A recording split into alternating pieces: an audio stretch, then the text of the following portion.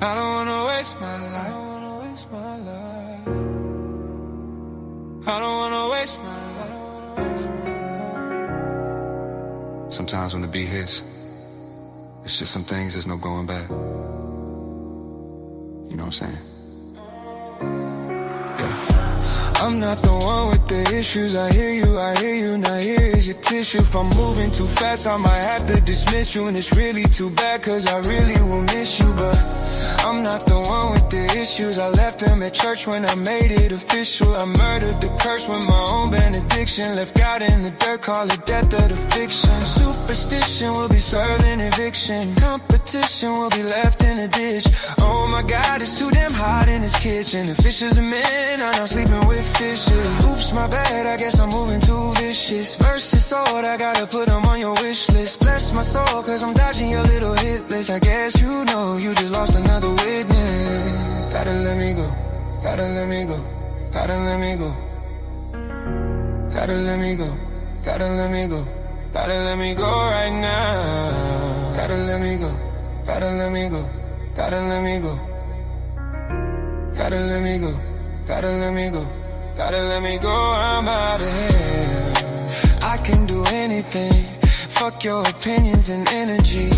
I finally got the epiphany, my biggest hindrance was God can't do nothing but fail. Greater is me, I never needed your deity. All of this human capacity, when it gets rough I can pick myself up and prevail. Cause I don't need anything other than people who fuck with me. Good business, it starts with your company. That's why your boy is obsessed with community. Cause greater is we can create opportunity. Doing what God never did, cause if God never could. But the people is all we need. Gotta let me go, gotta let me go, gotta let me go. Gotta let me go, gotta let me go, gotta let me go right now. Gotta let me go, gotta let me go, gotta let me go. Gotta let me go, gotta let me go, gotta let me go, I'm out of here. Let me go, I'm out of here. Let me go, I'm out of here. Let me go, I'm out of here.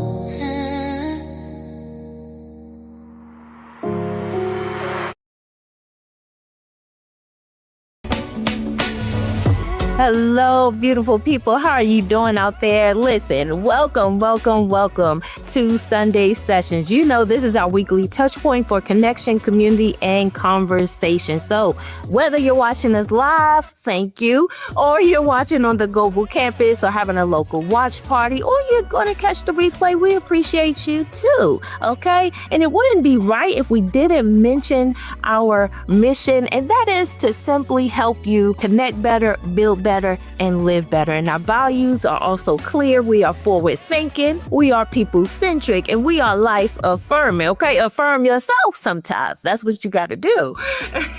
Our why is the heartbeat of it all, and that is that people matter. Everything we do revolves around that concept that people matter. And we don't all have it together, right? We don't have to be perfect here. We are just intentional about connection and shared responsibility and honest thinking, okay?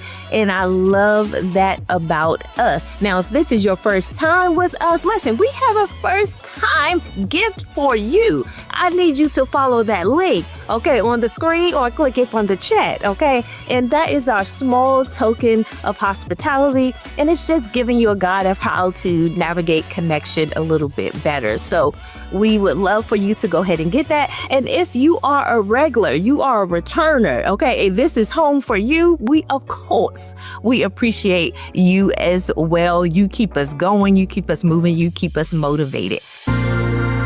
And I'm so excited for this new series because our March series, we're going to be talking about the greater gospel. Okay. You remember the good news? We talk about the greater gospel, okay? For a long time, many of us have been given a gospel that's been kind of too small, right? And now we're moving beyond those old frameworks and we're discovering something more powerful. And so throughout this series, we're going to be exploring how freedom from religious superstition actually gives us a greater gospel, one that is radical but also inclusive and deeply empowering and centered on human flourishing here and now. So we're moving from a message of escape to a message of evolution. How about that? And by the end of the series, the goal is for us to see when you lose the constructs, you don't lose the truth. You finally find freedom in it. Okay. And by the way, if you didn't know, March is Women's History Month and also National Reading Month. I have 4 book recommendations for you for my, these are by U.S. women authors, but of course, those in other countries, please drop your women authors in the chat that you love and your recommendations as well. Listen, I have to mention Maya Angelou, okay? She has 7 autobiographies, but this one is one of my favorites. It's her second one, Gathered Together in My Name. I love this. This is continuing after I Know Why the Cage Bird Sings. If you want to dive a little bit more into her mindset, she is super funny in her earlier years. This is a good one to follow and read. And none other, this next one, The Three Mothers. And this is how the mothers of Martin Luther King Jr., Malcolm X, and James Baldwin shaped a nation. This is so good. This dives more into the mother's life and their journey and how they navigated as they were having children and how they raised them and what happened during that. And this is by Anna Tubb. So go check that out. If you're into historical fiction and you haven't checked out The Personal Librarian, this actually came out last year. This is 2 women. They're co-authors of this book, and they actually write together a lot. And that's Marie Benedict and Victoria Christopher Morey. And this book follows Belle DaCosta and her family. And her name's actually Bella, and how she got the job with JP Morgan Chase. And it's a very interesting journey here and what their family goes through and what she decides to do. And if you don't know about Miss Taylor Jenkins Reid, oh my goodness, she writes some amazing stories. She came out with a book in 2025 called Atmosphere. And this book actually follows women scientists, the first woman scientist who went out to be a part of the NASA space shuttle program in the 1980s. And so, a very great story.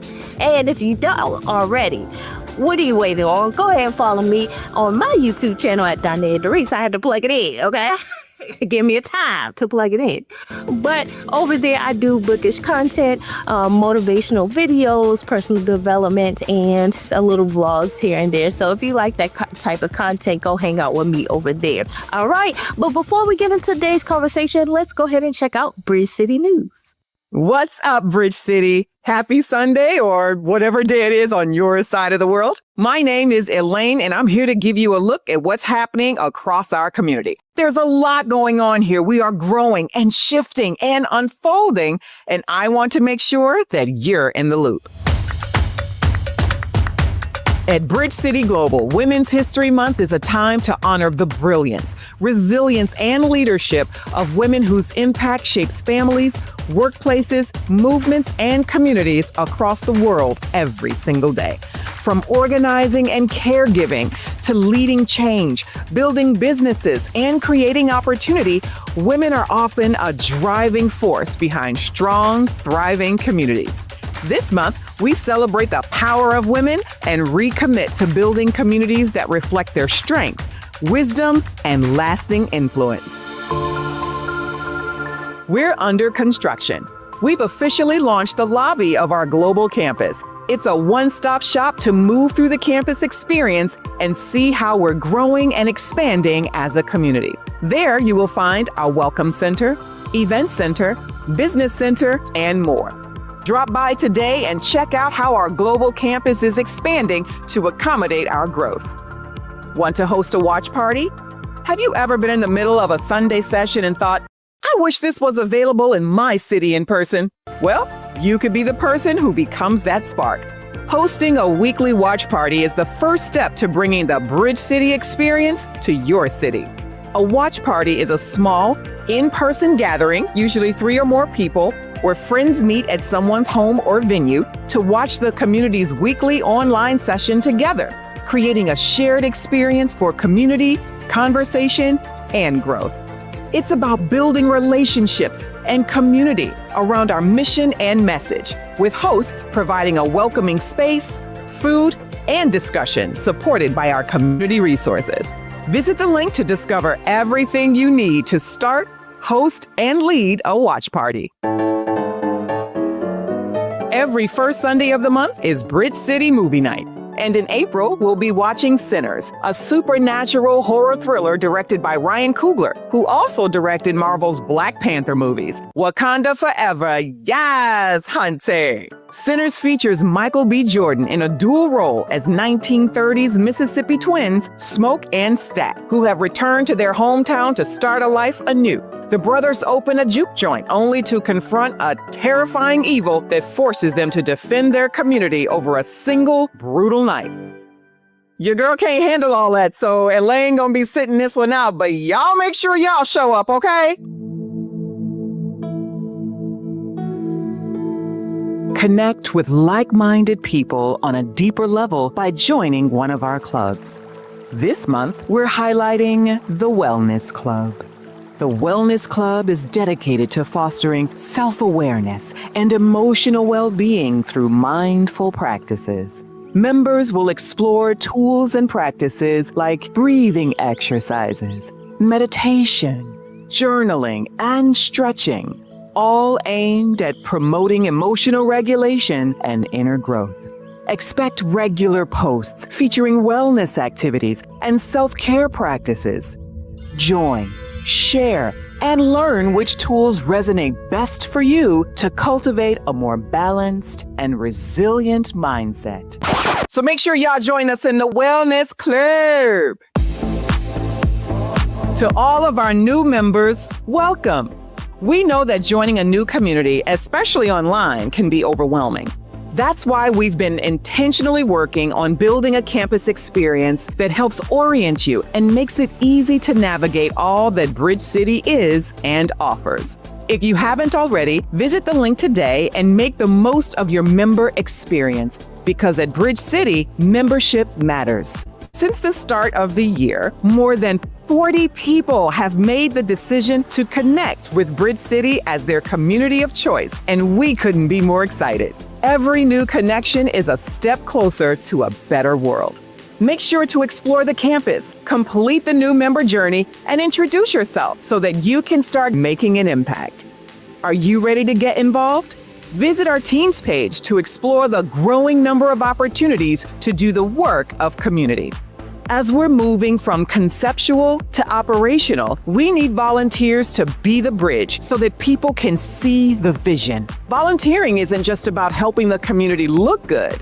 It's how we empower the community to actually do good. Every volunteer expands our capacity to support our growing body of members and mobilize around our mission in real time. And it's also the easiest way to build new relationships that make life meaningful.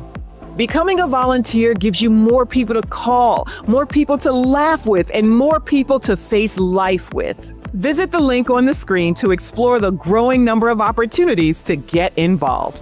And if you don't see anything that piques your interest, reach out to the team. At Bridge City, we understand that a greater gospel requires a greater commitment to one another. Every second Tuesday of the month is Giving Tuesday. Now, you know how we do things over here. We don't ask for tithes, we don't collect dues, and we certainly don't use guilt as a motivator. However, this community is sustained by the regular, intentional contributions of our members. Your radical generosity is what empowers us to show up every Sunday. It's what allows us to provide an expansive global campus experience and to launch the local events that make new, real-world communities possible. Giving Tuesday is our monthly reminder that this vision doesn't build itself. It's built by people. We can't offer you a mansion in the afterlife in exchange for your gift. But what we can offer is continued community, expanding resources, and the collective power to change the world in real time. If you understand our mission is worth building and our vision is worth supporting, mark the second Tuesday of this month on your calendar. Let's choose association over isolation, and let's fund the freedom we're finding together. Generosity is making this possible, and thank you for building with us. That's everything for this week. This is a great opportunity to share the stream before the conversation starts. And if you haven't already, hit that like button and subscribe to the channel. And as always, thank you for being the bridge. Let's get into today's conversation. Take it away, Darante.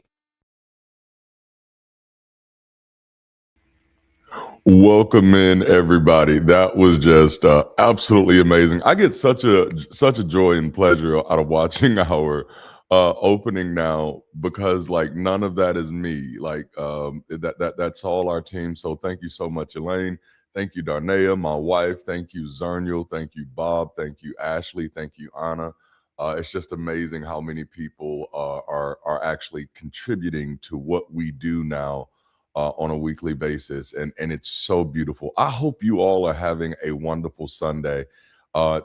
Last week we started a great series, and I'm gonna talk about it in a few minutes. But before I do that, I have to see. Listen, if you're here and you're a first-time guest, we have a gift for you. You can follow the link on the screen, and we'll put that gift in your hand. And as I remind people every weekend, no, this is not an attempt to get your email address. So at this one, all you do, you go there, you just download the gift. This is an attempt to help you connect better. And so if this is your first time here, please go get your free gift. And if you've been here before and you're like, I didn't know they got free gifts, then feel free to go get yours too. There's really no rules on it. You know what I'm saying? So do what you do. Also, where are you watching from? And I love it. I feel like we had some people already dropping. I think I saw Illinois in the chat. I think I saw Kenya in the chat. Yeah, that Kenya in the chat. Drop in where you're watching from. You never know, you might be watching with your neighbor, right? Drop in where you're watching from as you're coming in. You might be watching with your neighbor. And then there's something special happening on the campus coming up. And I really want to highlight this thing, man, y'all. On March 15th, let me make sure I've got the right date. Yeah. On March 15th, the Music Club is presenting a Raise Your Voice workshop, where it's going to be dealing with the fundamentals of singing. Cary, North Carolina in the building, where it's going to be dealing with the fundamental, y'all let me get my words right, the fundamentals of singing. And it's going to be hosted by our music club on our global campus. And I'd love to see you all there. I think it's going to be an incredible event. It is hosted by none other than the incredible Jude, who's often in our chat on Sunday sessions. And so make sure you be there or you be square. You feel me? All right. So let's jump into today, because I have some stuff to talk about. We started a new series last week, The Greater Gospel. And oh my goodness, the feedback has been incredibly overwhelming. This has been it feels good. It feels good to be able to talk about something that's actually helping people orient and find new life. Phoenix, Arizona is in the house. Orlando, Florida for the first time. Welcome in, Tiffany Larkins. Make sure you get your free gift. We give gifts to first timers, so make sure you get your free gift. As I told you last week, over the next few weeks, we're just going to be exploring this idea of a greater gospel as human responsibility as opposed to divine mandate. And this has really been a phenomenal conversation so far. And the big point that we pulled out of last weekend, wow, Delhi, India, that is beautiful. That is really beautiful. Vancouver, yes. Jude, I just got finished telling them about your workshop. Yes, March 15th. I'm excited about it. I hope y'all are there. The big point that I pulled out of last weekend, as far as why I still do what I do, and this will make sense in a few minutes, is that I did not lose my mission when I lost my faith. My mission was to do good. My mission was to do well. My mission was to help people. My reason for deconverting is because I realized that my relationship with a God was getting in the way of my relationship with people.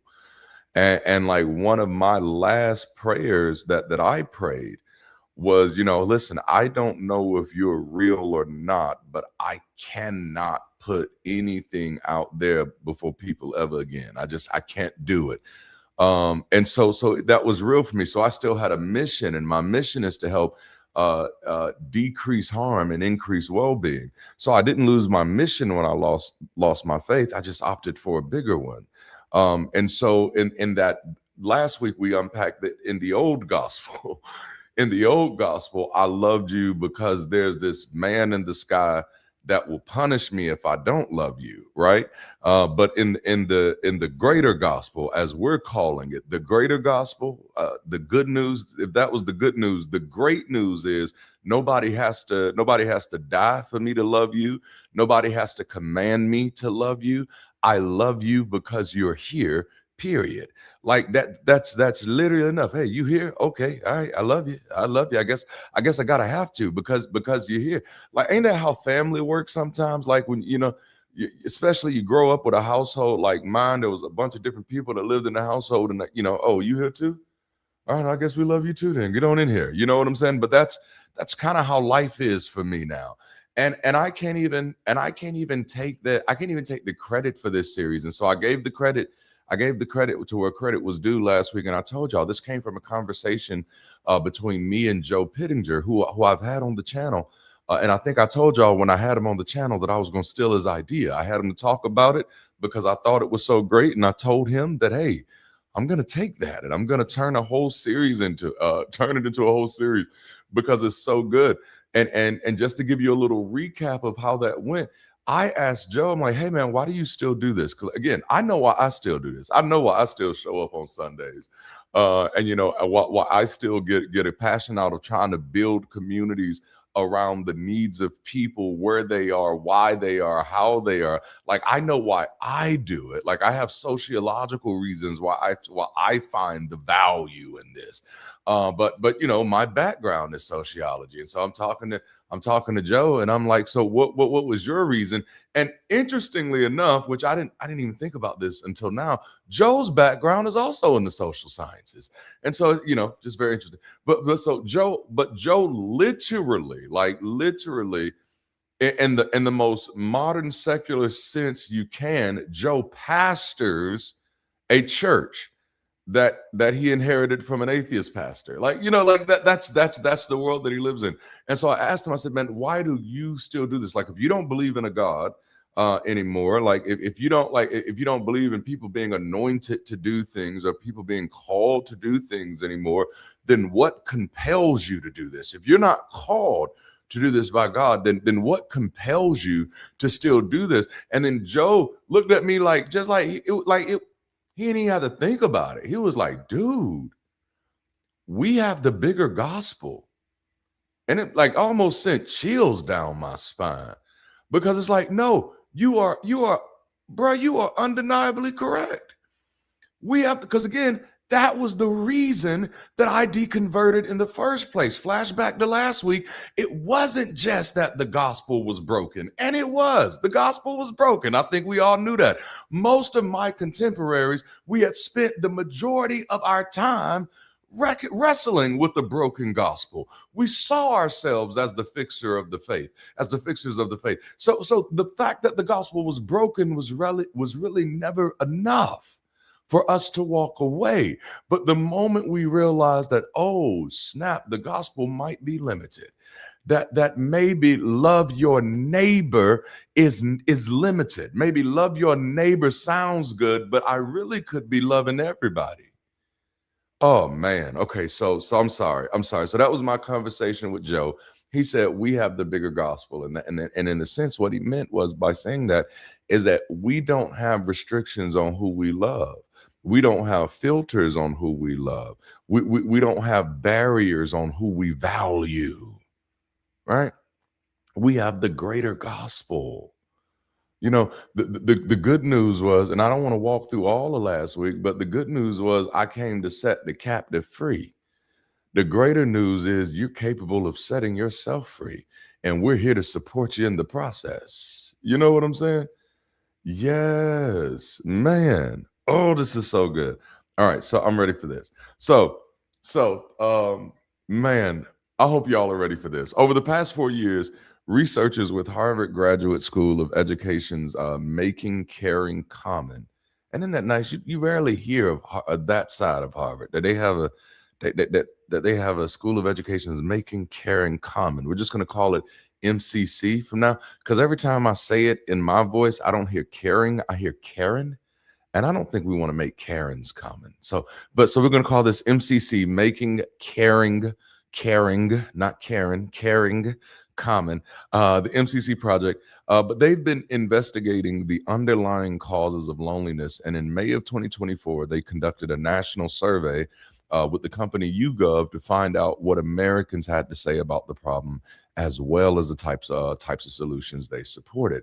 And basically, what this is around is there was this announcement that we're dealing with a loneliness epidemic, specifically in the West. So, some of the leading causes of loneliness in America, according to all who were surveyed, is 73% of those surveyed selected technology as contributing to loneliness in the country. 66% chose insufficient time with family as a reason for loneliness. 62% surveyed picked overworked or too busy or tired. 60% of people chose mental health challenges that harm relationships with others. And that's real. That's 60% of people. And I'm sorry, I know I was on a listicle for a moment, but I do have to pause right here and just parenthetically insert my thoughts right here. Just my thoughts. 60% of people chose mental health challenges that harm relationships with others. And that's just wild to me, because it's so real to be dealing with a mental struggle that won't even let you engage with the people you love the way that you need to, or the way that they need you to. And to be and to have the awareness to be able to put that about yourself on a survey, that's some real awareness right there. That's some real awareness right there. All right. People saying, no, I got some mental health challenges, whether it's my anxiety, whether it's my panic, whether it's my fear, whether it's my depression. I got something that I'm dealing with. And it's leading to loneliness in my life, because even when I got people in my life who I love and I care about, because of my issues, it still don't work right. Man, that's crazy, man. Like, ooh. It's 58%. I'll move on. That was just wild to me. It was just 58% named living in a society that is too individualistic as a cause of the loneliness problem.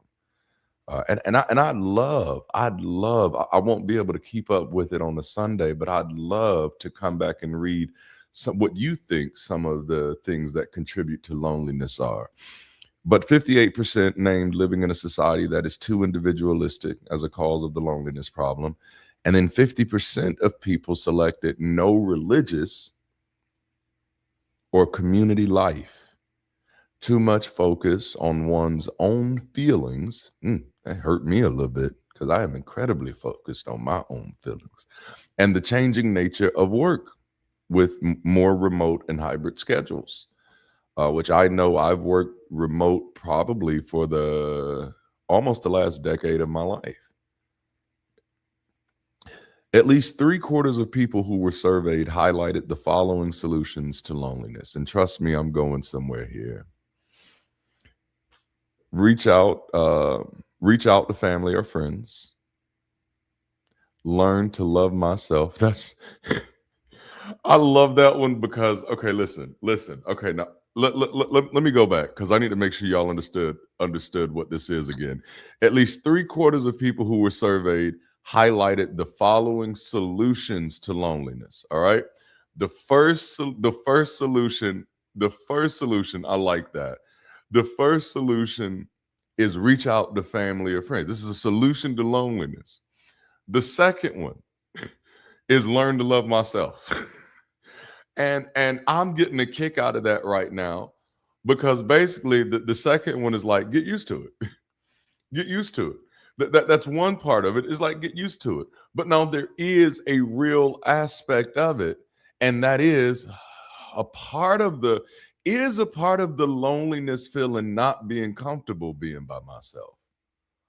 Oh, we're gonna wrestle with some stuff. Okay. The third one, watch this one. And I like this. I didn't even see the way these were related before. Like, I'm gonna get me a green screen in here that I can put my PowerPoint stuff on so I can point to it. But I like this one because it's like, learn to be more forgiving of others. All right. Because there's like there's there's like a dual admission in that. That is, number one, either like I either have high standards or people have low standards. Like, that's what that one is. Like, I'm dealing with loneliness because people either don't meet my standards, or everybody is just like, I'm just gonna have to tolerate where everybody is. And that is a part of who that's a part of something that happens, that I definitely see a lot, because people are still wrestling with the myth of perfection, and we have not come out of the myth of perfection yet. Like, two P's, and one of these P's we're going to talk about a lot today, but two P's that are killing relationships right now. And I mean all spans of relationship. I know we're not back and falling in love with reason, but it's all relationships, right? Two P's that are killing the way we do relationships right now: purity and perfection. Okay, man.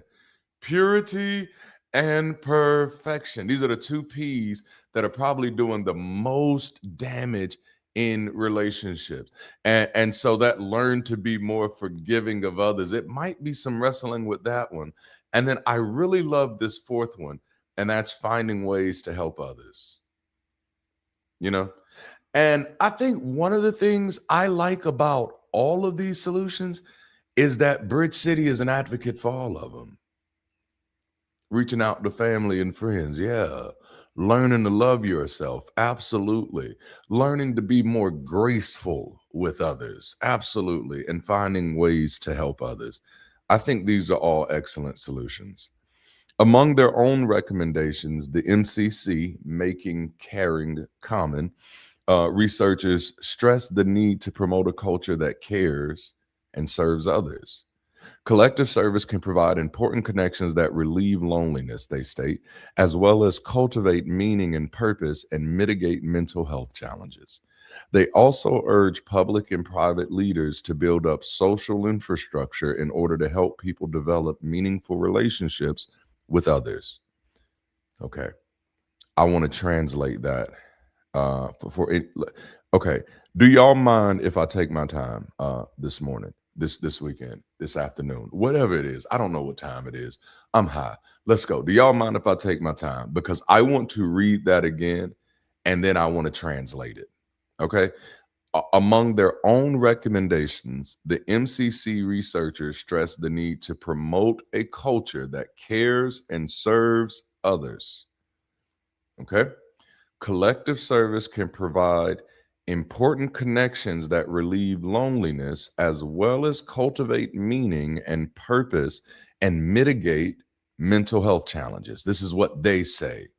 These Harvard researchers, these Harvard School of Education, MCC researchers, this is what they say, okay? This is not me paraphrasing yet, all right? They also urge public and private leaders to build up social infrastructure in order to help people develop meaningful relationships with others.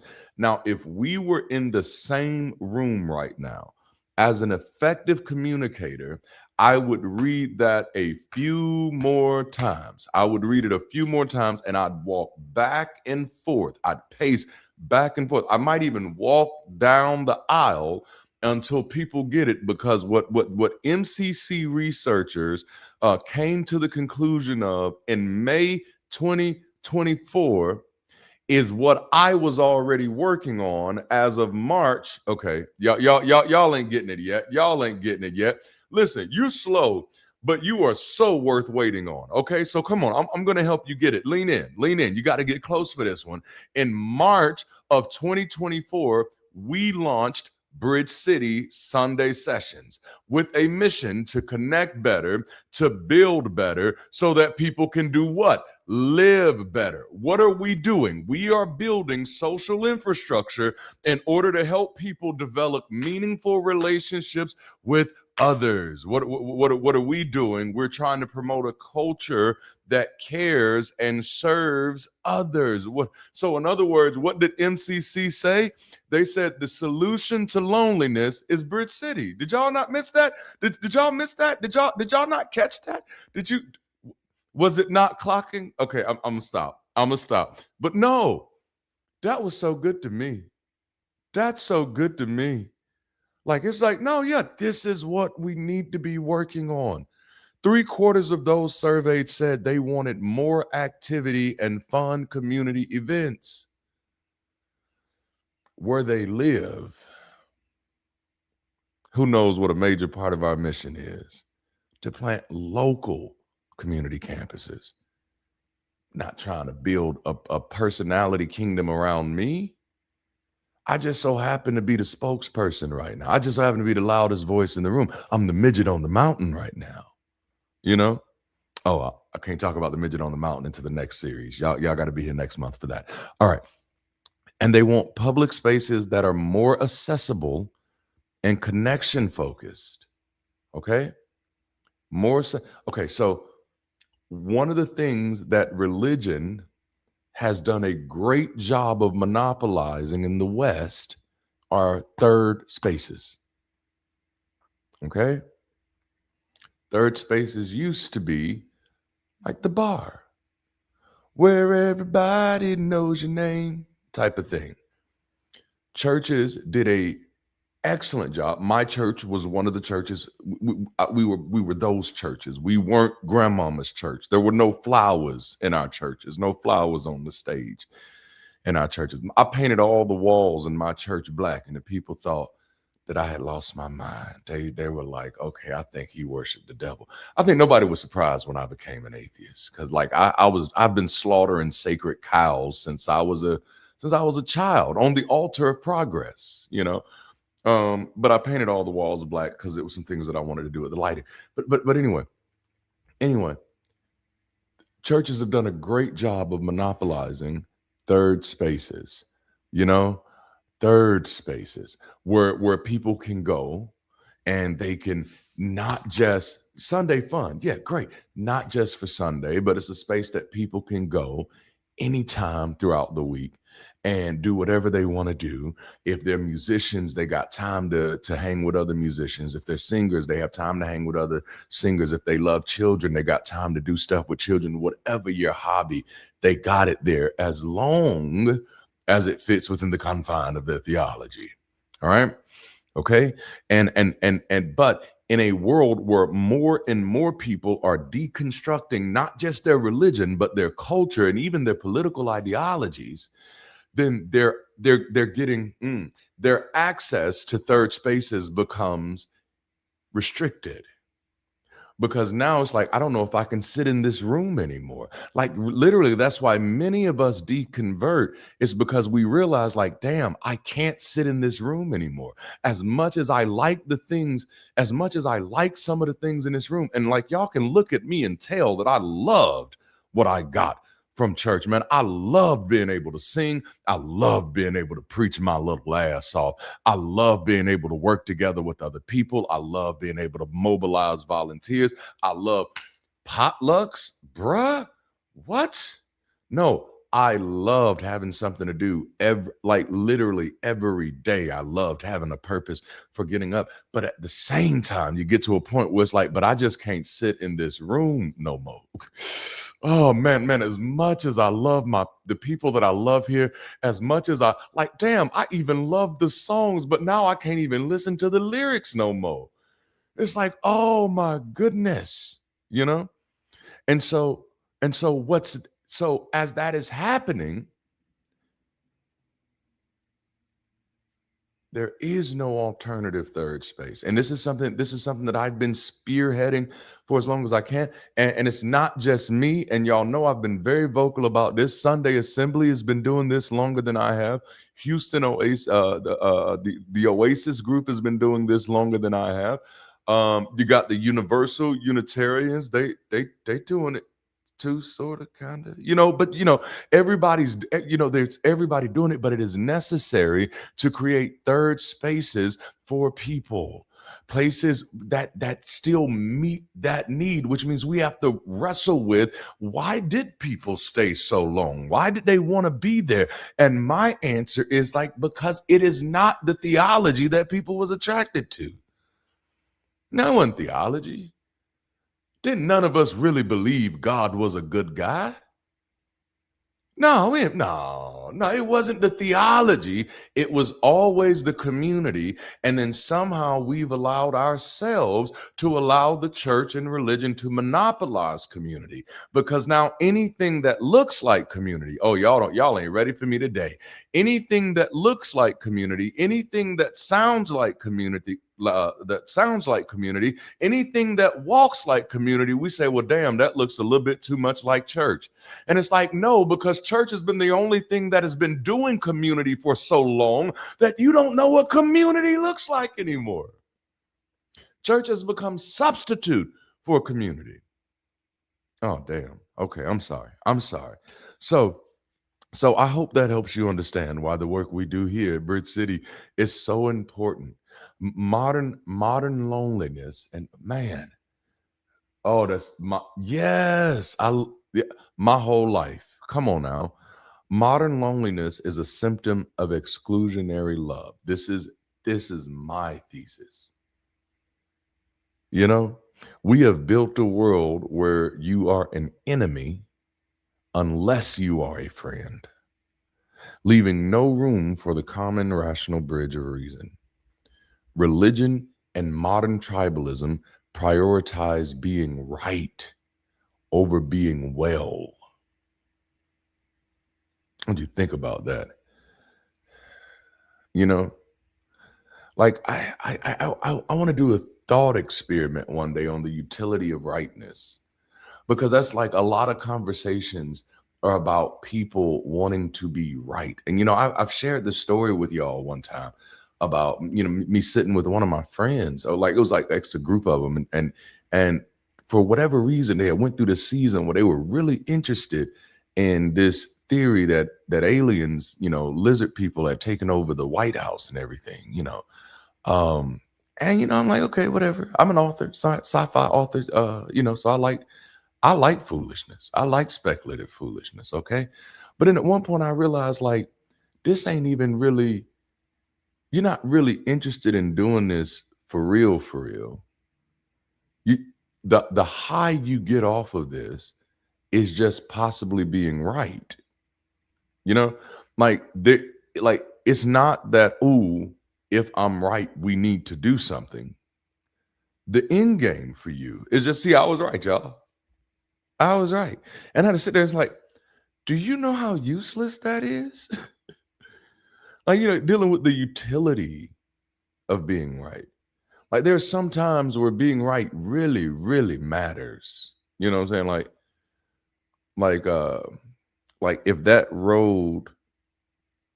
that sign says end of the road and you say, nah, that sign is wrong.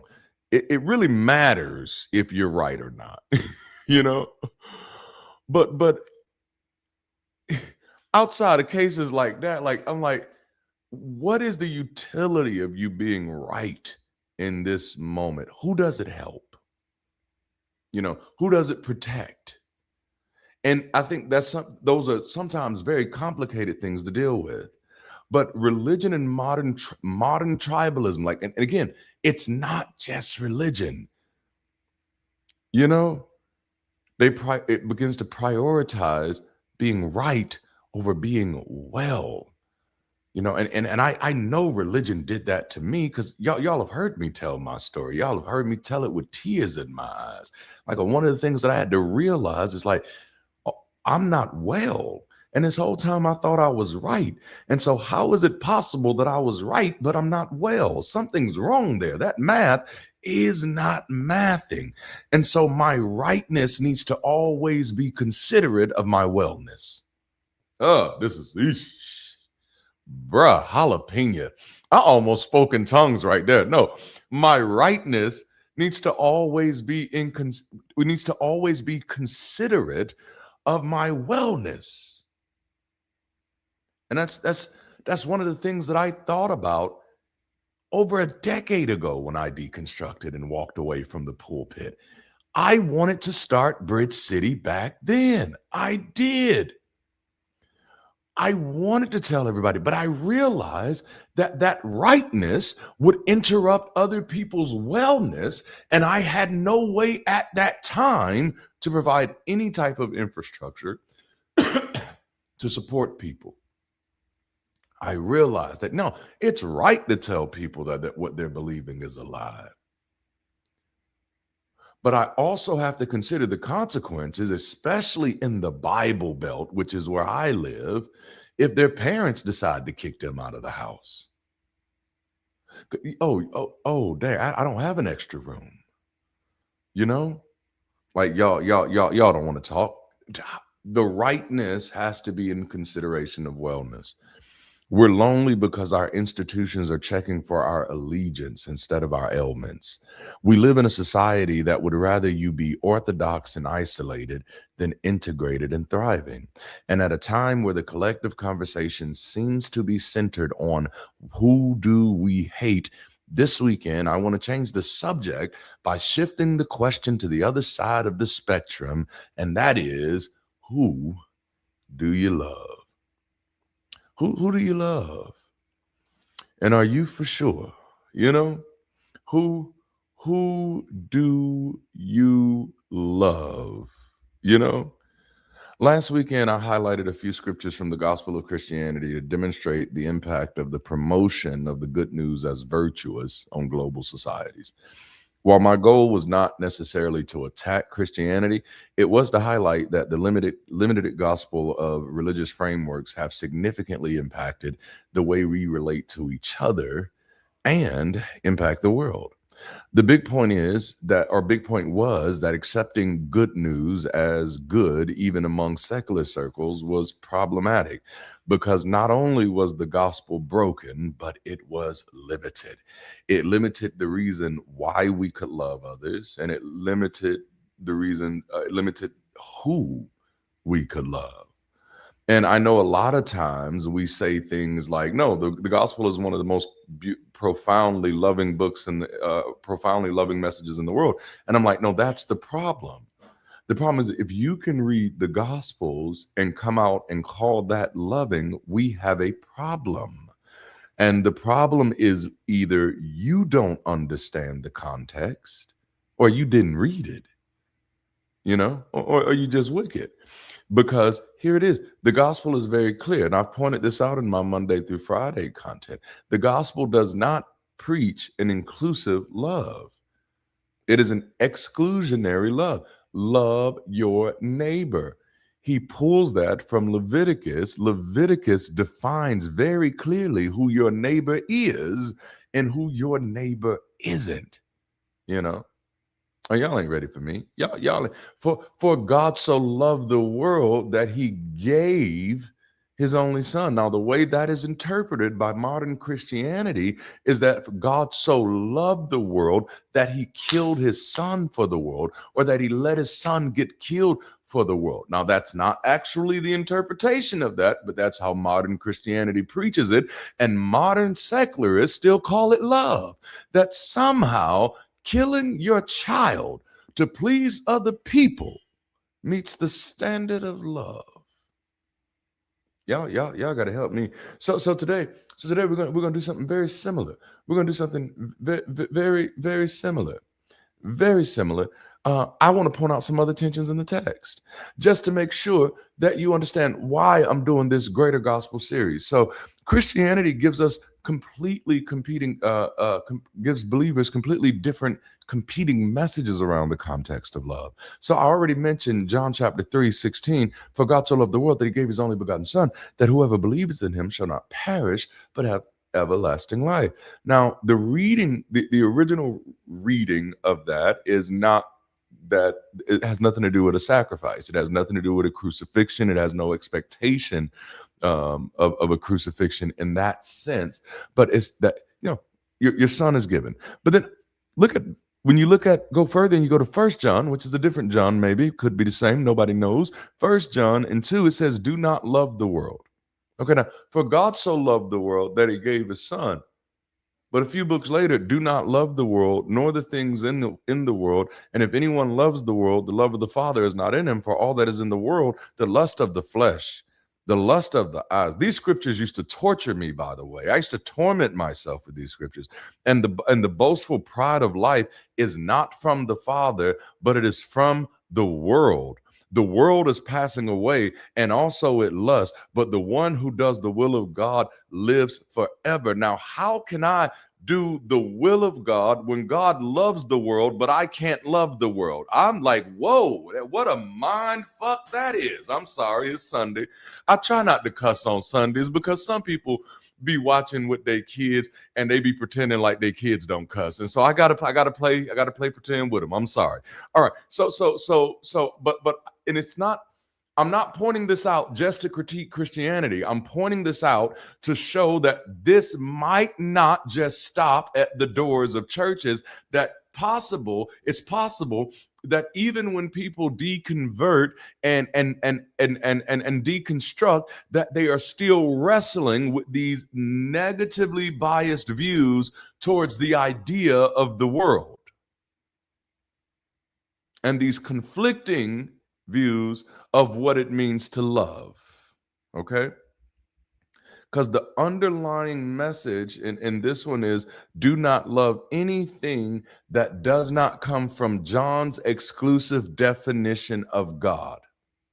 Okay, but let's secularize that for a moment, just so that we can make sure that we're holding ourselves accountable to the same standards that we're holding others to. That also means do not love anything that does not come from anyone's exclusive definition of right. So then once someone defines rightness and then gets to tell you, hey, well, anybody who does not see rightness that way, you cannot love them. But remember when I said earlier that rightness always needs to be in consideration of wellness. Otherwise, we're just perpetuating the same type of virility that we've already determined decreases well-being, causes harm. And that's one of the things that I find is that we are absolutely okay with harm when it's our side doing it. We are absolutely apathetic to decreased well-being when it's happening to the other side. And so it isn't just, no, believers have an issue with love. I think we've all been infected by this. Let's go further. James says, and this is the one that some people believe was the brother of Jesus. James says, you adulterers, do you not know that friendship with the world is hostility toward God? Therefore, whoever wishes to be a friend of the world makes himself an enemy of God. Like that's what it says in the Bible. Okay, hold on. God so loved the world. But John makes it very clear, First John, do not love the world. And James, like he goes even harder. Hey, bro, don't even be friends with the world.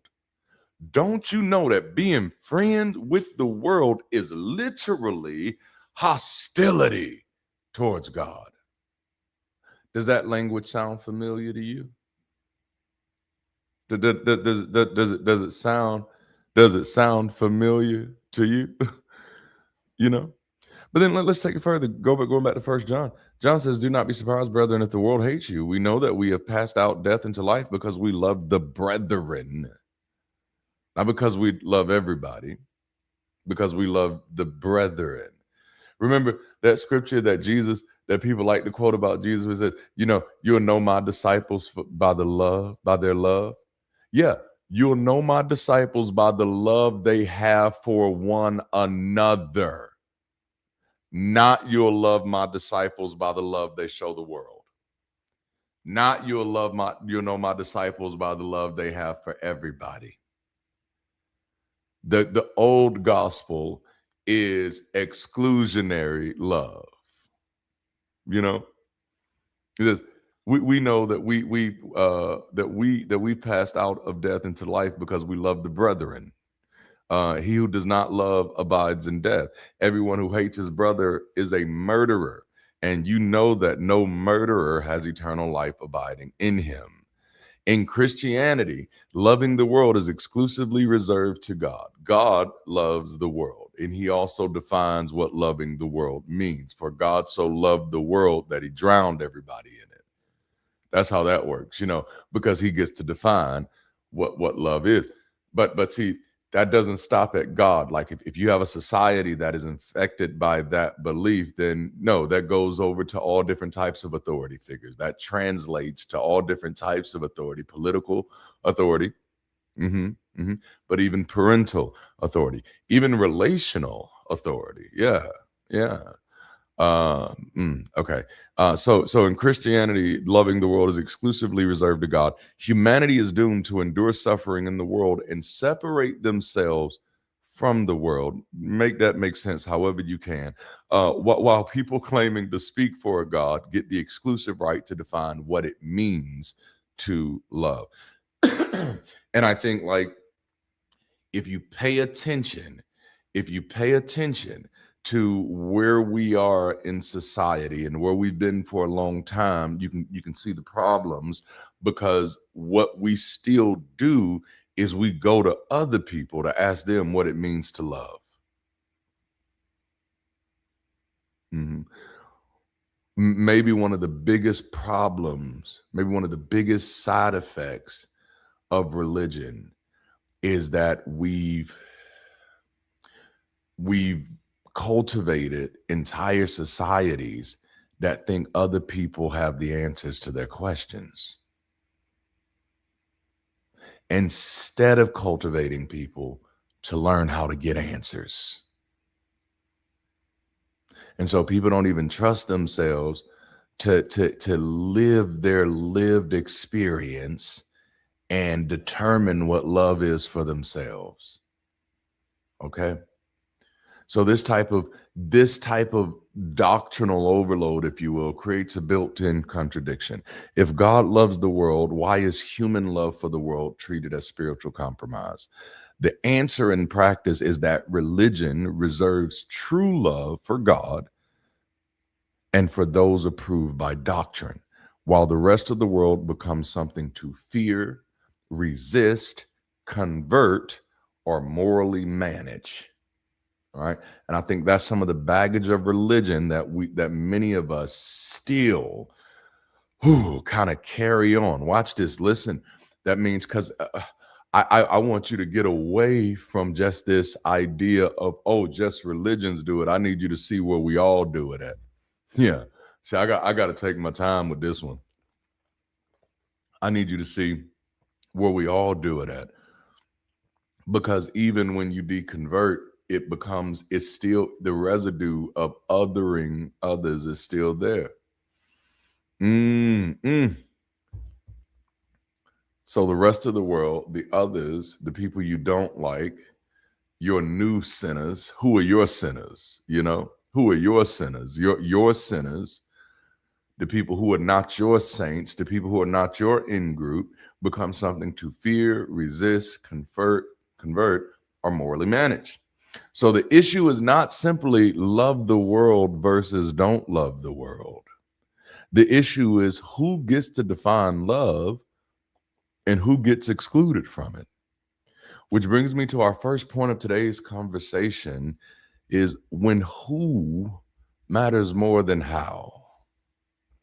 Let's talk. I told you this is the greater gospel, man. This is the greater gospel. Let's talk about when who matters more than how. When who you love matters more than how you love. I want you to think about that. No, let that sit. Let that sit in your brain for a moment.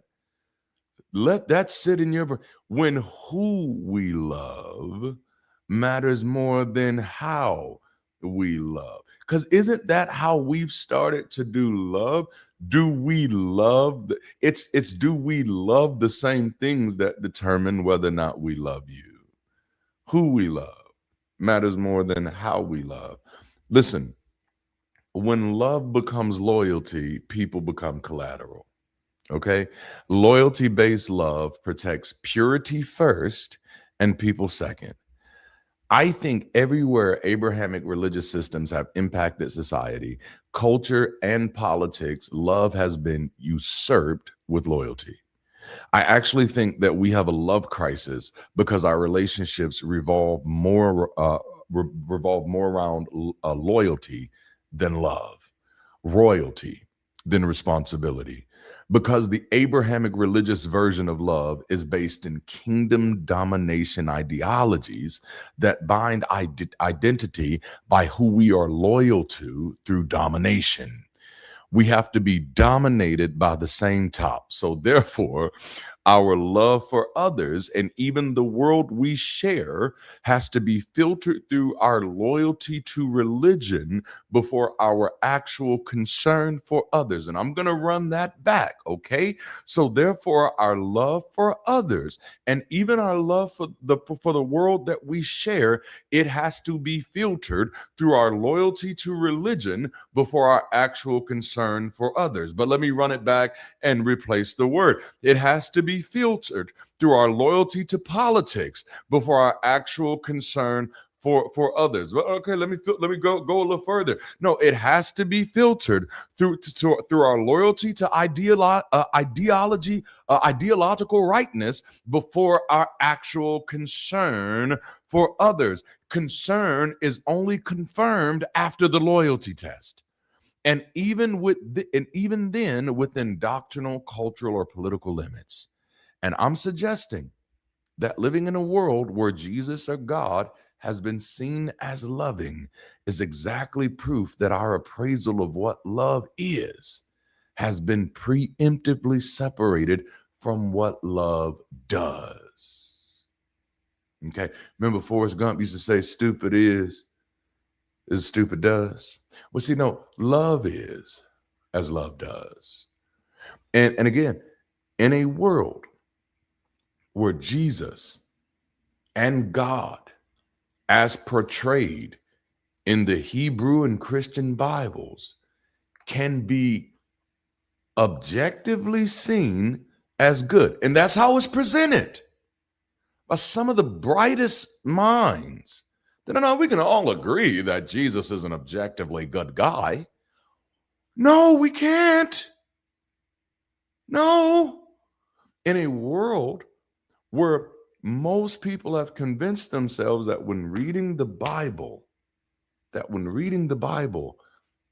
God character is a loving character, we have to realize that no, that means in the majority of human minds, or in many human minds, love has been separated from what it does. The religious and tribalistic versions of love are not based on decreasing harm or increasing well-being. They are solely based on pleasing a master or meeting an ideological standard. And in a society where that view is paramount, it does not stop at the steeple. It affects schools, the justice system, and the highest office of politics. Love that is based on loyalty is never checking for the results or the impact. You know, when love, this is how you want to know one of the most interesting things about the legal system in this country. Like, We have a lot of people who get cleared like 10, 20, 30, 40, 50 years later after being convicted for a crime. Okay? After being convicted for a crime. And many times they've spent that time in prison. And prison in this country, obviously, not a great place. So, but do you know how many times that happens and in the justice system in this country?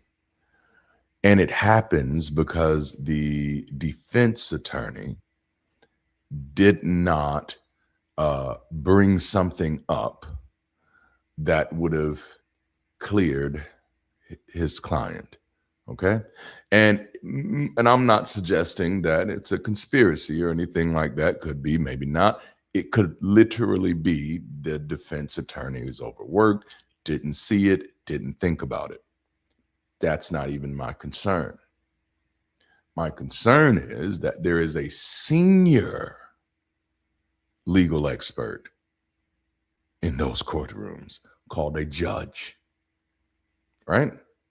Who has access to all of the course material and yet is not required to be held accountable to that standard of saying, hey, you could have brought this up for your client and you need to. Nope, it's not what we go back and do. Why? Because love is not in consideration of increasing harm or decreasing harm or increasing well-being. It's in consideration to pleasing a master or meeting an ideological standard. In the Johannine and broader Christian framework, love is split between divine permission and human prohibition. The result is a culture where love gets replaced by loyalty, and concern for people is filtered through allegiance to authority. So whether I love you or not has to be determined by whether we are hold allegiance to the same things or not. And for me, I'm like, what exactly then is your definition of love? It like, if we have to be like, you must be using a very strict definition of love. You're using a very intimate definition of love if you say, I can only love you if we share the same allegiance. And if that's your definition of love, then you've already excluded so many people and are still operating in exclusionary love while accusing others of doing the same. Religious love is actually just vertical loyalty. It measures who we love, not how we love. In this system, you don't have to be good to people. You just have to be loyal to the same leader or the same ideological framework. You know, loyalty is a contract. Love is a connection. If your love requires a loyalty test before it offers well-being, then you're not practicing a gospel, you're practicing a gang. Oh man, and that maybe that's what the good news was. The good news was you made it in the gang. And that's how we've become even increasingly more tribalistic and somewhat socially regressive, which is leading to these types of loneliness epidemics and love crises. We have a love crisis because we've traded responsibility for royalty. We're so busy bowing to the top that we've stopped looking at the total. Okay, which kind of brings me to my second point, and this one is kind of smooth. When logos became a lock. See, there is a reason I am using this liturgical language for this series. Okay, like, yeah, we're using words like gospel because, like, again, there is a reason the church has monopolized community, because community is the most effective social technology we have of instituting social change in real time. Okay. And so I want to show you something here. The word logos, many people, if they didn't know better, would be absolutely convinced that logos is a Christian word. Logos. And I have to remind people constantly that there is no such thing as a Christian word, because Christian is not a language. Okay, let's go.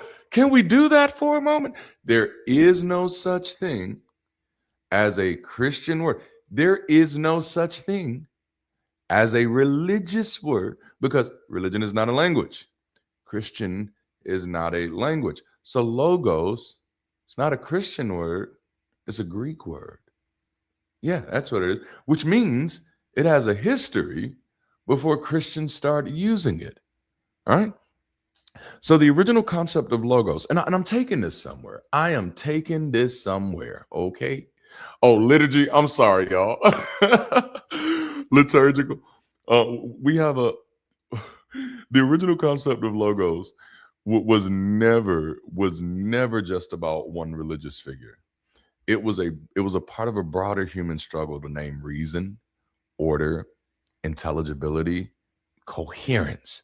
The fact that reality is not just chaos, and that human beings can participate in understanding their reality. Okay, so logos, as used in Greek culture prior to Christianity usurping a word, the word was about our struggle to name reason, order, intelligibility, and coherence. I'm going somewhere with this. It was our way of coming into a place of understanding that human beings can participate in understanding the world. Now, Christianity usurped logos with an idol to worship and an altar to stop thinking at. At a time in history where philosophers were finally coming to recognize that logos was not random, because there was a time that they thought that logos was random, but at a time where philosophers were starting to realize that it's not divine, it's human. This is the evolution of reason. This is the transition of us realizing, like, oh, this thing that we've been calling divine is actually us. This divine spark is just something within us. Now, there was no certainty about it. It was just like they were coming into that place of imagination. The imagination, realizing that reason is a part of of the human social anatomy. But Christianity comes in and reduced logos, logic itself, which is what logos is, logic itself, to one man, equivalent to one book. Okay? The word made flesh. These concepts, logos and word made flesh, were not exclusive to Christianity and result from people actually wrestling with reason and logic through the metaphor of poetry. And then religion turned that poetry into the point by doctrinalizing it. Christianity took that wider human insight and collapsed it into one exclusive object. So logos, instead of becoming a reason, becoming a process, becoming intelligibility, and logos, instead of being our coherence of the world around us, logos became one person. One person, okay? Reason became reason itself. Logos, reason itself became a savior figure instead of our saving grace, man. Y'all don't want to talk to me out there. The word made flesh became doctrine instead of the metaphor, instead of poetry. And in that way, poetry became policy and metaphor became an idol. By turning a philosophical concept into a historical person, the church effectively moved the goalpost of truth. So pre-Christian logos was a bridge, the rational principle that allows a human mind to understand the universe. It was a tool for wrestling with our reality. But then doctrinal logos is a wall, jalapeno, a specific person you must swear allegiance to. It turned the poetry, the metaphor for reason, into the point, which is the idol.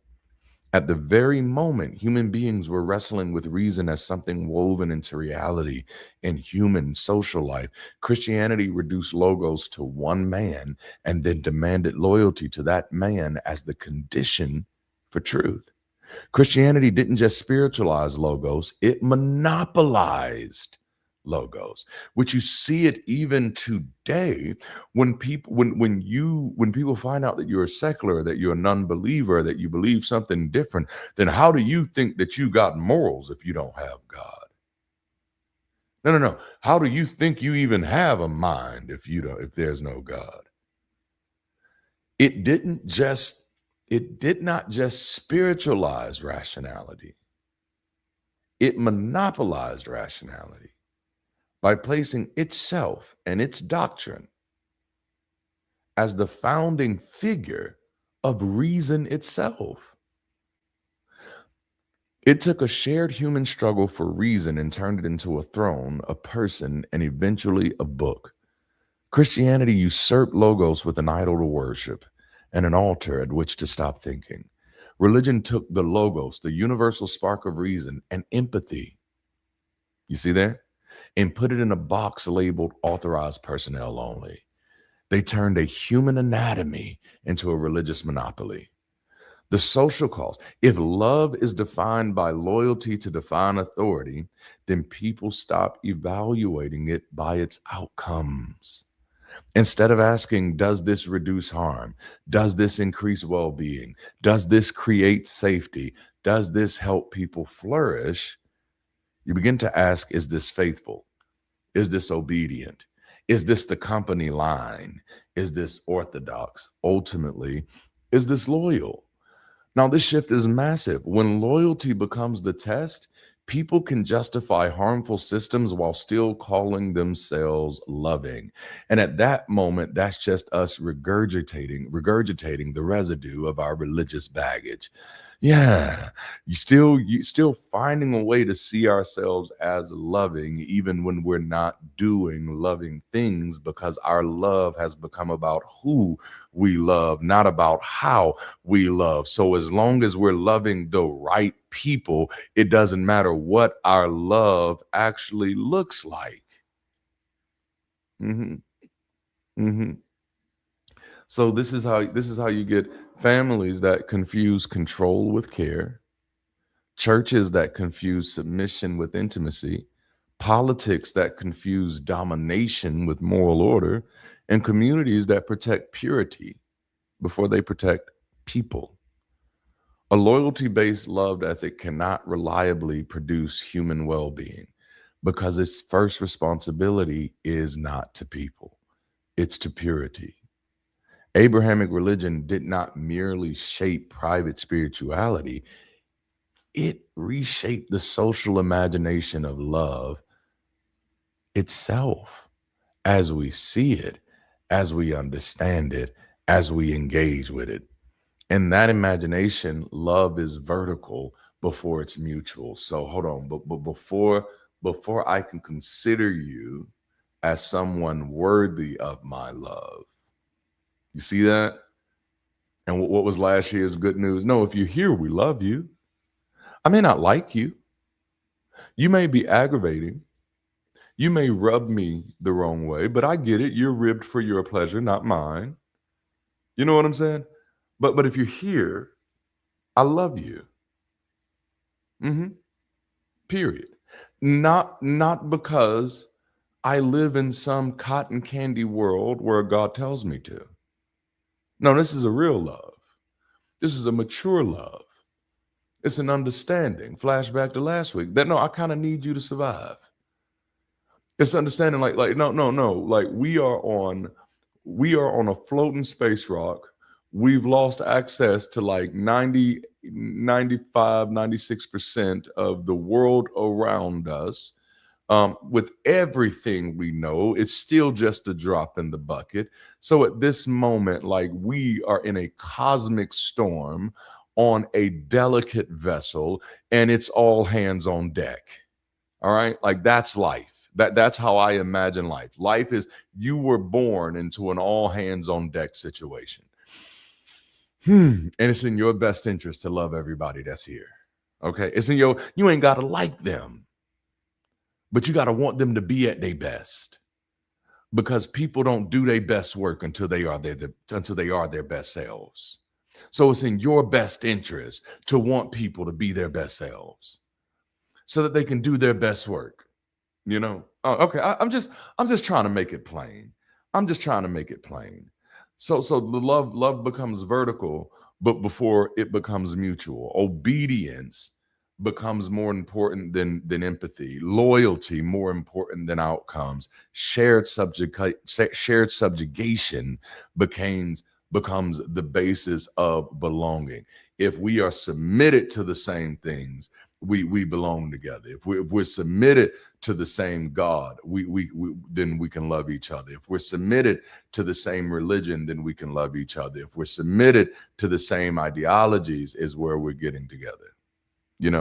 We have a love crisis because we have been taught to confuse love with loyalty. We don't just have broken relationships. We've inherited a broken definition of love. And that's the heart of this message. And this doesn't stop at the steeple. If our foundational definition of love is loyalty to a dominant head, then our institutions naturally mirror that. For justice systems, it becomes about retribution and pleasing the law rather than restoration or healing the community. No. It's still, watch this. I don't know if y'all will get this reference, if y'all will get this reference or not, but it still becomes blood must have blood. We have to satisfy the blood debt. The blood debt has to be paid. It's still about retribution and pleasing the law as opposed to restoration and healing the community. Politics becomes about tribal identity, loyalty to the few rather than the common good. Education becomes about rote adherence to established word rather than the cultivation of the internal logos. No, I need you to understand this. I need you to get this. Not I need you to be able to repeat this. Like, could you imagine? Okay, now watch this, especially for those of you who went to school over here. Can you imagine if we actually had loving school systems and not loyal education systems? Oh my goodness, this is good. Jalapeno. No. Let me run that back. Could you imagine if we actually had loving school systems instead of just loyal school systems? Not that I just it's not that I just want you to be loyal to what I'm teaching you. It's not that I just want you to trust that I'm telling you that what I'm telling you is true. Because when we talk about what is loving and what I'm talking about, the type of love that I'm talking about is not just what love is, but what love does, a love that is firmly concerned with the outcomes and not just the loyalty test. Not just are you faithful to the company line, but do you actually have an understanding of the world you're getting ready to inherit? Do you actually have an understanding of your ability to navigate it? Okay. So this brings me to the last point. When love is a result and not a ritual. Okay? When love is a result, what happens when love is a result and not a ritual? Love is not measured by what we do. It's measured by what comes from what we do. I got to say that again. This is for parents. This is for spouses. This is for friends, your BFFs, whatever you are. This is for partners. Love is not measured by what we do. It's measured by what comes from what we do. So many times we do things that we really believe are loving. We think, hey, I'm doing this because I love you. And that way you either sound like an abuser or a Christian. And I think those are almost always the same thing. you know, but you're like, no, I'm doing this because I love you. But what's happening from this when you do this? No, it's not just about what you do, because honestly, even when what you do is nice, if you're not paying attention to the outcomes of it, it was really more so about you than it was about me. And sometimes what we do, we say we're doing it out of love. And all actuality, you're doing it out of loyalty, and you're just trying to demonstrate that I'm loyal. But and loyal is nice, but sometimes loyalty can get in the way of loving me. You're so busy trying to be loyal to an ideology of me, or you're trying to be loyal in a context, but the loyalty in this instance is the shortcut. It's the shortcut that says you don't have to pay attention to the outcomes because you passed the loyalty test. Oh my goodness. No, so love is not measured by what we do. It's measured by what comes from what we do. If your love doesn't decrease harm or increase well-being, it's not love, it's compliance. I check the boxes. A loyalty-based love ethic is results blind. It protects the purity of the institution while the people in the world suffer. So watch this. Stop telling me what you're loyal to and start showing me who you've helped. Yeah. If your love for God makes you an enemy of the world, then your God is too small for the world we actually live in. Love that is based on loyalty is never checking for the results or the impacts, because the loyalty is all it needs. And that's how we get into the predicaments that we have today. Real love is accountable to results. Simply put, harm down, well-being up. If the will of God is the only metric, then the actual suffering of people in the world becomes a secondary concern, or worse, a necessary byproduct of truth. And I want you to hear me with both ears this weekend, because sometimes it is so easy to see this in what we left, but we need to always be checking it in what's next, so we're not repeating the same thing under a different label.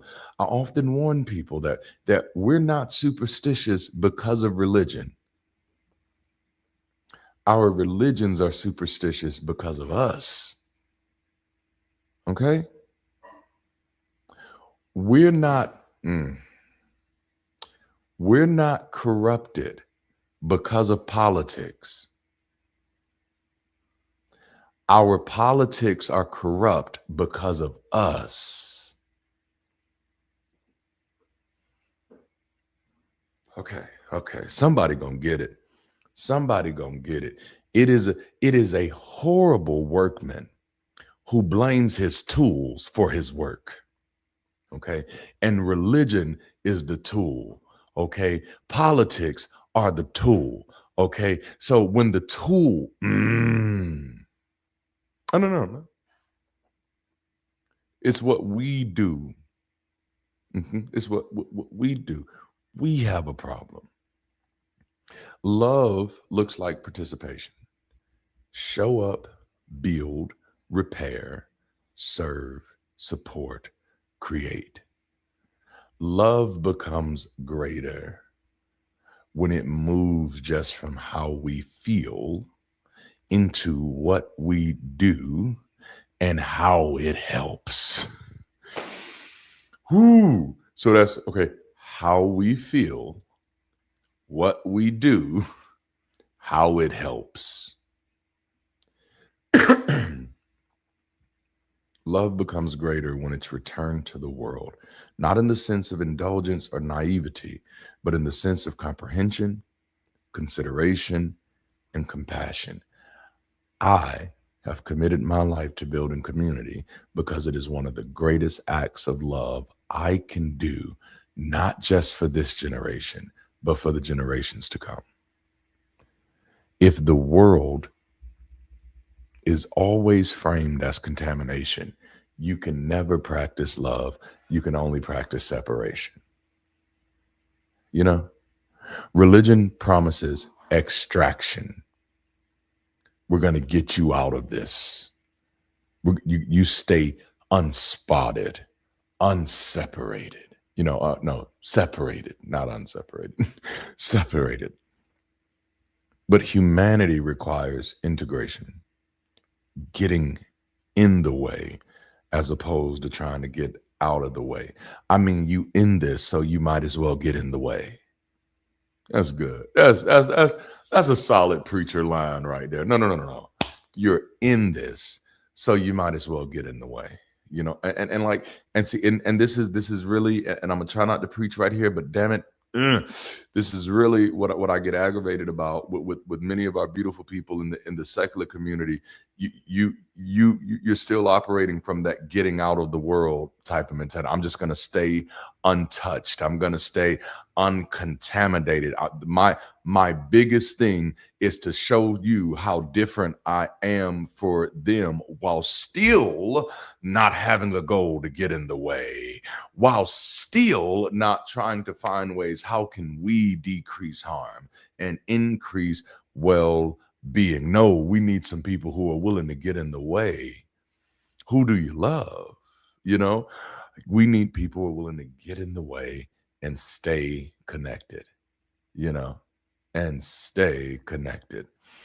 Love is not proven by withdrawal from the world. It's demonstrated by deeper participation in it. That means greater empathy. It means greater responsibility. You know why people don't like the idea of community? At the end of the day, I'm about to help you with this. I'm about to help you with this.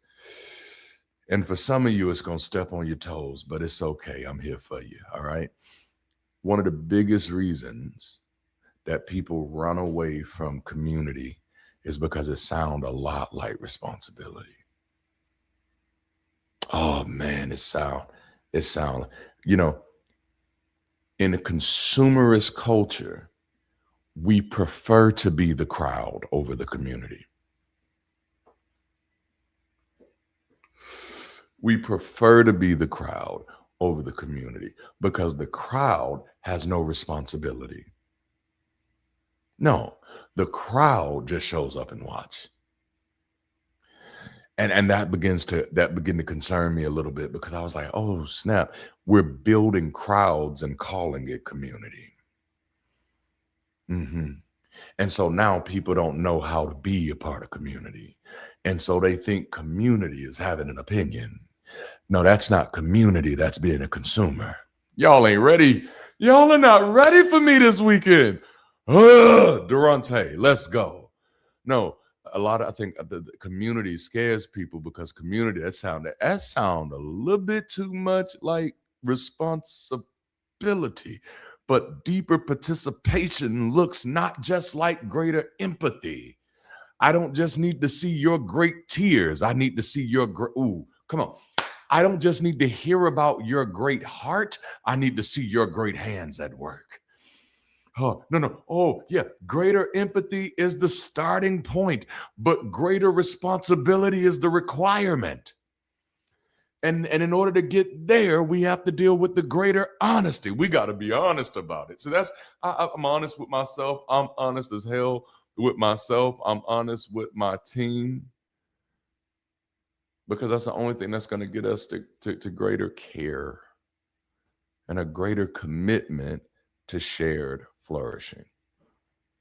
So many of us are trying to make it on our own, and that's what makes us too busy for the work of community. And I'm trying to show you, like I'm trying to tell you without telling you, because I can't say everything. I can't say everything. I have a history. I know the world we live in. I can't say everything, but I am putting the cookies out there. And I'm saying, if you do what you got to do to survive, but give time to community and give it time. Give time to community and give it time, and watch it transform your life. This is not doing something just to be nice. It is not doing something just to feel right. This is an acceleration. It is an acceleration, an accelerator, if you will, of wellness. It's an accelerator of wellness. It will give it your time, and give it time, and watch it transform your life. You know? But that only works if we're a community and not a crowd. If we're a community, we're not showing up just to see what Darante has to say. As a matter of fact, if we're a community, we are purposefully looking for other people in community who have a passion for communication, and say, hey, you need to get on the production team so you can spend time with the people who do stuff on the stage, because we're going to need to see you on one of these Sundays, because everybody got something to do here. It's responsibility. See, listen, love doesn't need your prayers. It needs your participation. In the view of New Testament Christianity, the world is a competitor for our love. In the modern view of humanism, the world is the canvas for our love. You know? The world is the reason for our love. I don't love the world as a commandment.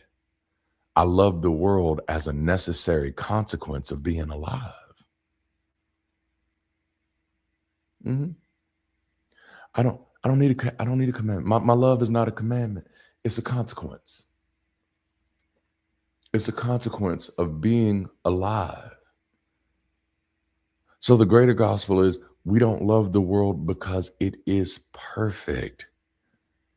We love the world because it's ours. We belong to it. Each other belongs to it. Each of us belongs to it. And any love worthy of the name must be measured by what it does within the world we actually share. Christianity taught generations of people to distrust the world they actually live in, while calling that distrust holiness. It told people that God could love the world, but that their own love had to be filtered through obedience, doctrine, and loyalty. That is not a deeper love. That is controlled love.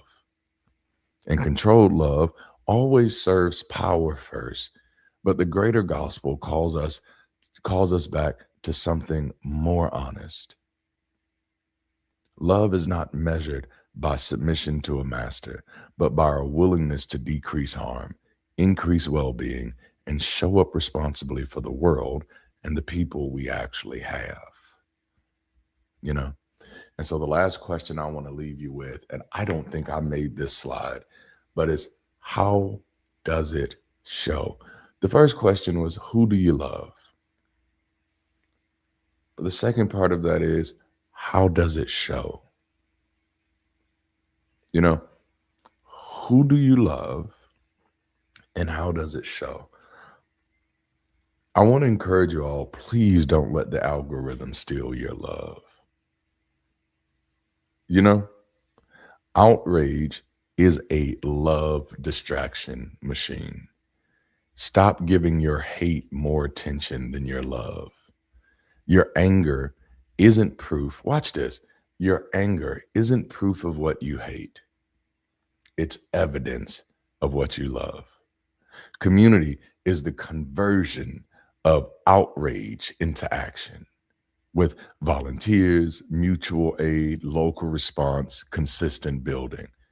We are stuck in a love crisis because our energy is spent on algorithms of hatred, reacting to what we oppose instead of the anatomy of care, building what we love.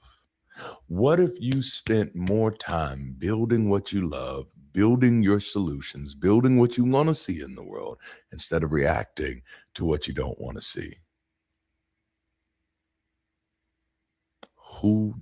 So the question isn't just do you love, it's no, who do you love and how does it show?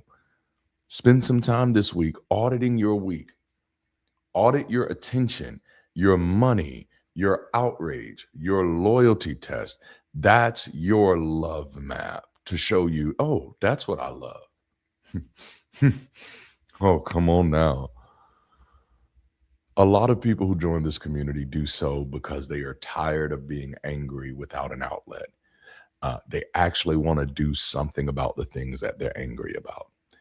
But they want something to be productive and they want to do something that's going to have impact. And that really is the power of community. It helps shift you from being angry to being active by serving as a consistent reminder that your anger isn't about what you hate, it's about what you love. Community helps pull people out of the spiral of reactionary hate by introducing them into revolutionary love. Chaos has confused so many to give the objects of their hatred more time, more attention, and more dedication than the objects of their love. And that is a love crisis.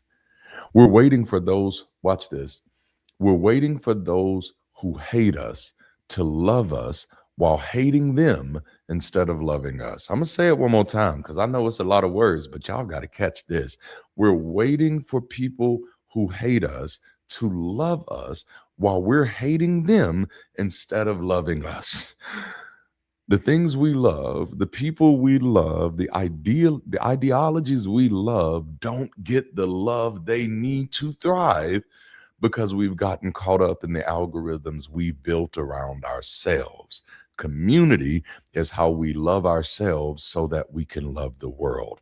I, as an individual, have nothing that I can offer to make any real substantial difference in this world. But we, as a global community, doing the work of connecting better, expanding locally, giving and showing up weekly, that gives us the power to stop just shouting and to start solving.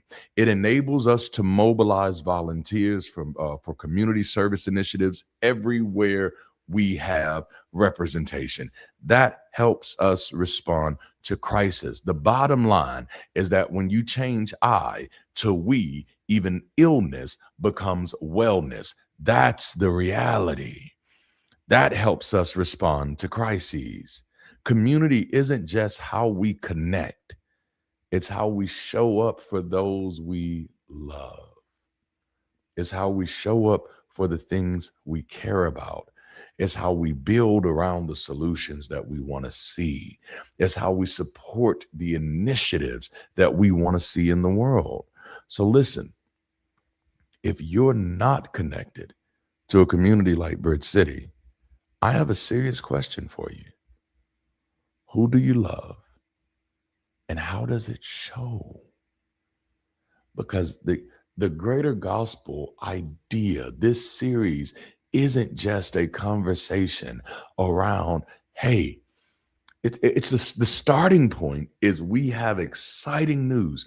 The starting point is we have more reason to love people. We have less things that are in the way. So we actually have leverage. We have the competitive advantage. We have the stronger option. We have the see, some of y'all ain't never been involved in the church world before, so you just don't know. But right now, I am telling you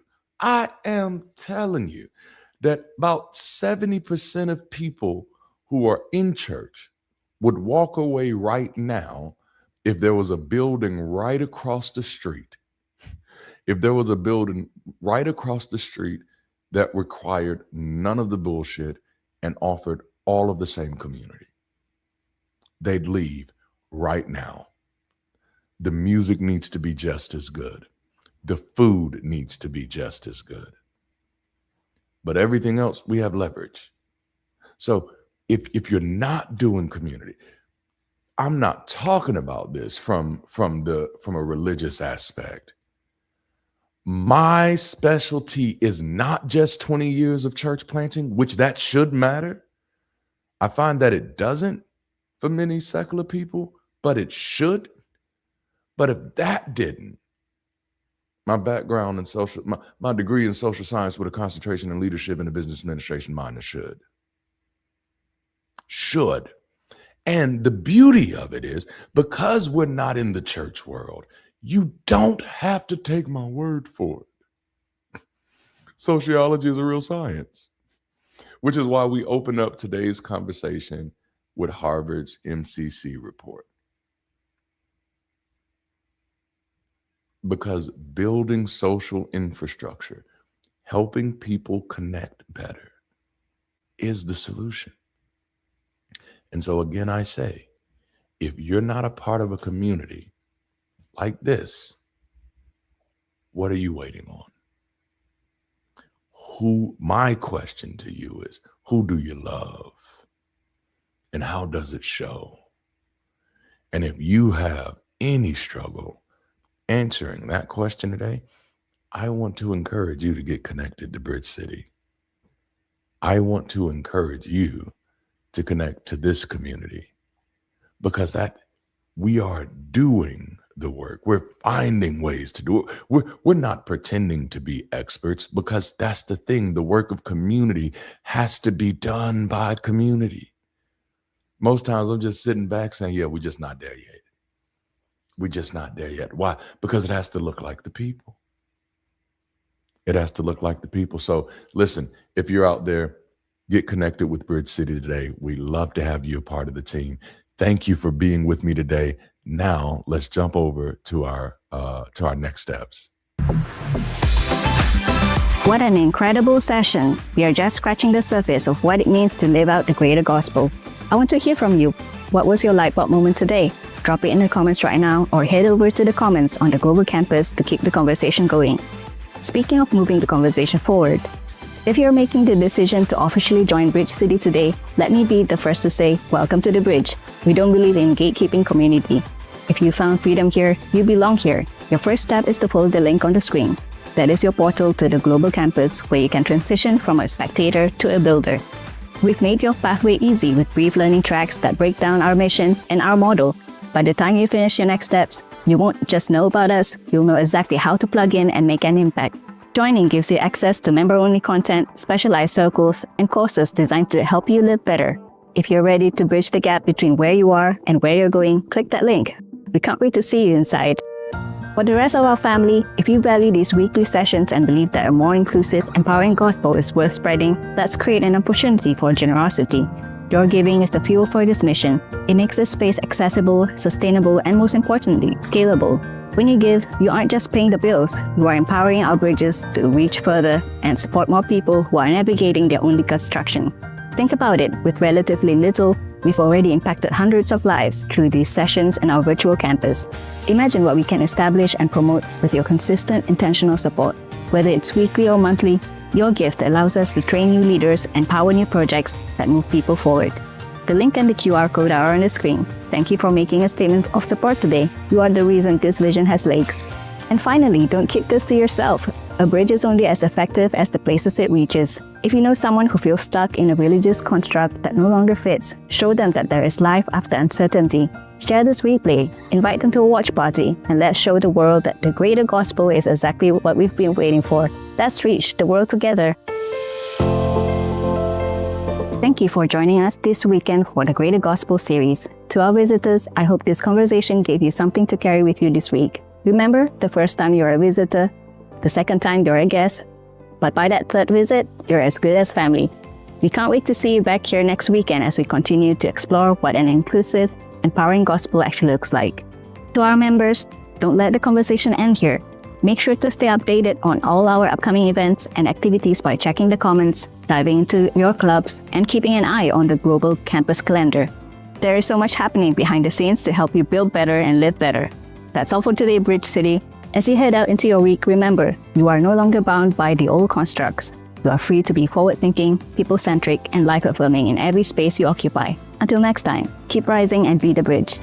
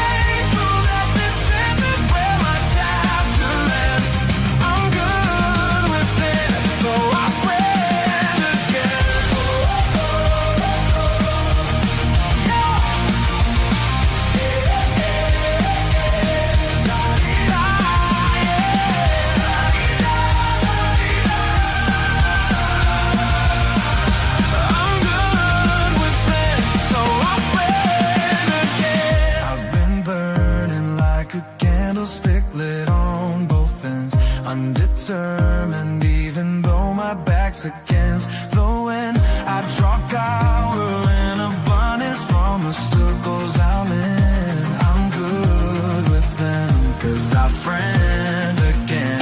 I've been burning like a candlestick lit on both ends. Undetermined, even though my back's against the wind. I draw power and abundance from the circles I'm in. I'm good with them, 'cause I friend again.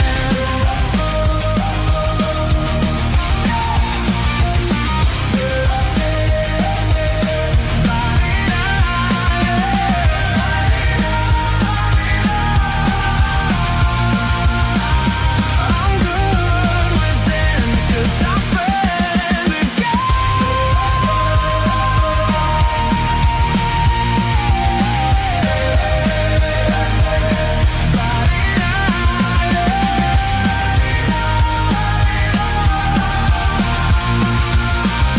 I'm good with them, so I friend again.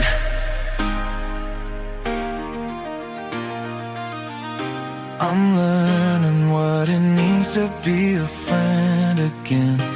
I'm finding that I don't have to pretend. I'm in, so grateful that this isn't where my chapter ends. I'm good with them, so I friend